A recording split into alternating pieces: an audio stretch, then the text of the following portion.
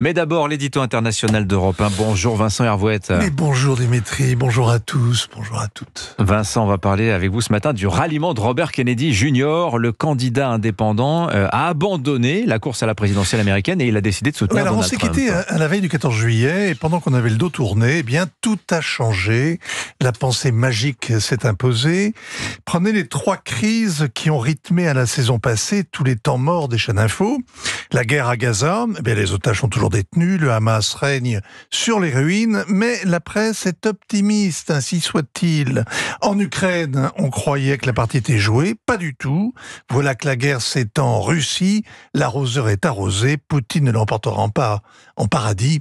Alléluia. Mais le comble, vous nous dites Vincent, c'est la campagne américaine. Oui, le 13 juillet, Trump avait la clé de la Maison-Blanche en poche, ayant écrasé Joe Biden en débat et survécu avec une chance insolente à un attentat. Les médias de la côte Est et leurs cousins d'Europe étaient consternés. Un mois après, abracadabra, Kamala Harris nous est donnée, une femme, et noire en plus, comme présidente. Yes, she can, elle rayonne, elle répand une ambiance feel-good alentour. Divine surprise, on l'a échappé belle. Répétez après moi, never Trump.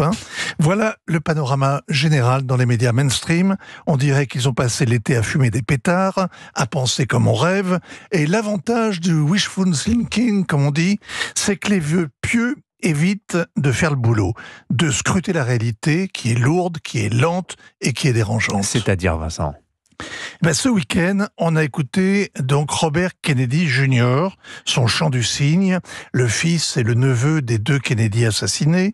Il dénonce l'état profond. C'est l'une des idées fixes de cet avocat qui, depuis des décennies, guerroie contre les atteintes à l'environnement et contre Big Pharma. Pour justifier son ralliement à Donald Trump, il dénonce la mainmise du Parti démocrate sur les médias.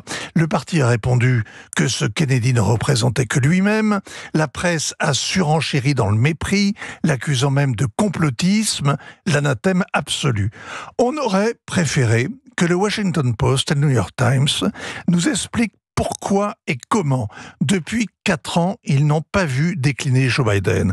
Depuis 2 mois, jour pour jour, j'attends et j'espère, depuis le débat calamiteux donc, cette enquête pour nous dire quand le président a commencé à dérailler, comment l'entourage s'est débrouillé pour le cacher, notamment aux confrères accrédités qui prennent leur breakfast avec le personnel politique, qui déjeunent, qui dînent aussi, et parfois, mais oui, qui couchent utile. Ces journalistes ne se sont-ils jamais étonnés de ne voir le président qu'entre 2 portes?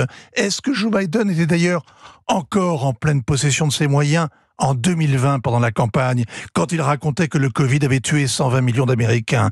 Comment a réagi le premier cercle au printemps 2021, quand le président multipliait les silences en plein milieu de ses discours? Comment la presse américaine a-t-elle pu se laisser enfumer par des rapports médicaux évidemment bidons? Bref, au Moyen-Orient, comme en Ukraine, on aimerait autant savoir qui était le pilote dans l'avion depuis 4 ans. Et est-ce que c'est pas de l'histoire ancienne, tout ça, Vincent ? Non, parce qu'il reste président jusqu'en janvier d'abord, et puis ceux qui ont réussi ce tour de passe-passe sont probablement les mêmes qui viennent de mettre Kamala Harris en orbite.